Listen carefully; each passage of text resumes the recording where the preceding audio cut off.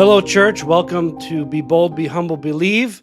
I'm here with my good friend, Brother Ted Dahl. He's the youth pastor at Bible Baptist Church in Prairie du Chien. And I hope that you enjoyed the last few lessons that we're able to talk about. I, of course, interviewed Brother Journey not too long ago, and then I was talking a little bit about the relationship between church and home. Last time we spoke, and I hope that was an encouragement to you. It's really incredible how the church was formed, and Christ knew exactly what he was doing when that took place, when the family needed a place to come worship, come grow their family and their kids, and use the church as that avenue to grow your family. And I hope that was an encouragement to you.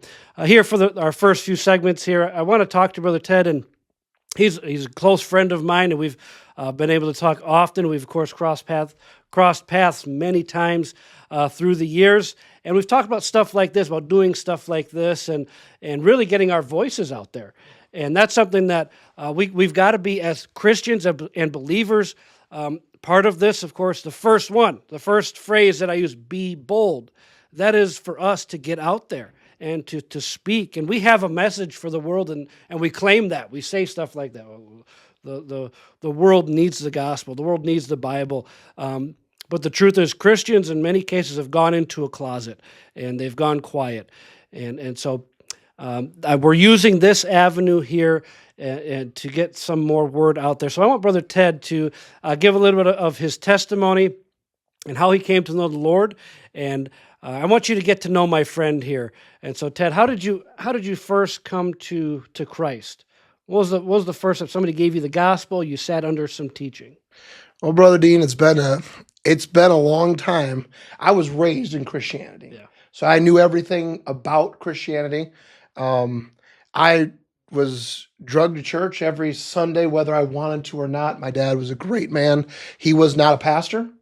Honestly, my dad was the greatest man I've ever known. Amen. There's no doubt about that to me. And the greatness lies, Brother Dean, and in his, and I love this. This will always be the case for me, but I love to hear the stories of men who changed their lives for Jesus Christ. Amen. That to me shows and proves conclusively that Jesus is real. The gospel is real. And my dad was not raised in a Christian home. In fact, he was a partier. And he's a cool, and I want that to be said, my dad was cool. Like, he wasn't, the drinking, which he did do, was not inhibiting his life. It wasn't destroying his life, as we would call it that. He had everything in control. In fact, he was making money. He was a successful businessman. But he found Jesus Christ on a college campus. And brother changed everything.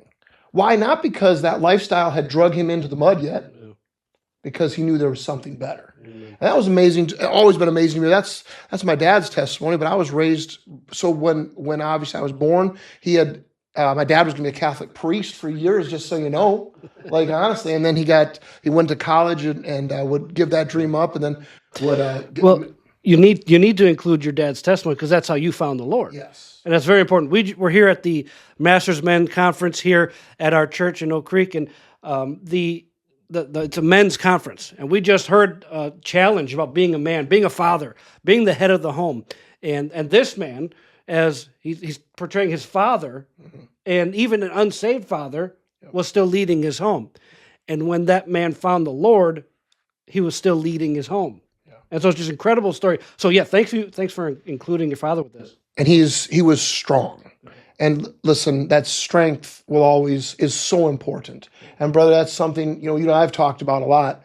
I hate weak men. And I don't care if you're a Christian or not a Christian. Weak men are not going to help society at all. We need strength in society. And very honestly, that's why, we could talk about this. I'm just bringing it up, but I do like Donald Trump for that reason. I'm not saying he's a spiritual man. I'm saying he's a strong man. I like that. But anyway, all that to be said about the testimony, my father was saved, changed his entire life. And honestly, Brother Dean, I would hear about the fact that he drunk from some friends. He never told me. He never bragged about it. He never told me about this stuff because his life was changed. He was different. But I was drunk. I went to church, and for years, I was in church. I was the best Christian there, Dean. I'm not gonna lie to you. I was a good kid, Yeah. but I was not saved. Huh. Wow. I played the part well, Wow. and listen, I liked the part that I played, but I wasn't saved. And I remember I won Christian Character Awards. They were like, "Hey, Ted Dahl, just be like this kid, be like this kid." And I was As an unsaved young man. I was not saved, but I knew all the parts to play. I knew the things to say. I knew the buttons to push. Yeah. I knew, and that's what every church kid does know. Yeah. All right, you learn, you adapt. But I'll never forget. Went out to a camp, our Badger camp, special to me. But the Badger camp, and Brother Paul Moon preached one of the greatest messages I've ever heard. And brother, I love preaching. I love good preaching. And we need good preaching in America today. But this man was probably the best preacher I've ever heard. And he was just a youth pastor. And it was just fantastic. The sermons he preached still leave an indelible mark on my life. But this one was, I'll never forget it, preached on his Hell Real. And went home that night and didn't do anything in the service. But I talked to Mom and Dad. I said, Mom, Dad, I don't think I'm saved. And I'll never forget, we sat up in the room and they took the Bible. They showed me how I could know for sure I'm going to heaven, even though I know all the verses, even though I had led people in the verses. Yeah. But it hit different that night. Because tonight, that was the night of my salvation. And brother, I think with so many young people today, what happens is there is a day of salvation, and we can't force it. Jackson sits behind the cameras right now, your son, but you can't force, you love him, you can't force him to get saved. There is a day of salvation that comes. And I've seen that in so many kids' lives, but that was the day of my salvation. I truly believed on that day I got saved. And now the things I had always done before, because nothing changed on the outside, Brother Dean. Yeah. I had won, like I said, Christian Character Awards. I was doing all sorts of stuff, but everything changed on the inside. There was a fire lit inside of me now. It was like, listen, I want this. Amen. And I want him. I want Jesus Christ in my life. And that's something that really changed, although, like I said, nothing changed dramatically from the outside, just very different from my father. Yeah. And I guess that's why I have so much respect for my dad, because it was he had to change his entire lifestyle. Yeah. Me, I just stepped in. But I want that to be said, everything changed on the inside. So Ted, how old were you? How old were you when you accepted Christ that day at camp? I believe I was 13 years of age. It was 13 or 14 is what I remember, 13 or 14. And it was a big deal that day. That's so important, folks. We don't have camp and other camps. We have multiple camps during the summer. We don't have camp just because we don't have anything else to do. We've got these men's camps, Badger camp. We have teen camps. We have junior camp. We'll have basketball camp. We'll have volleyball camps, and they're going to hear preaching. And it takes these kids out. We go to youth conferences. It takes these kids out of the norm, and it shows them who they are by themselves. That's on purpose. Send your kids to camp. And these guys, they just did a fundraiser, and they always do fundraisers to help with that. And I know it's expensive, but send your kids to camp, send them to youth conference, get them out there, because they need something outside of the norm of what they see every single day.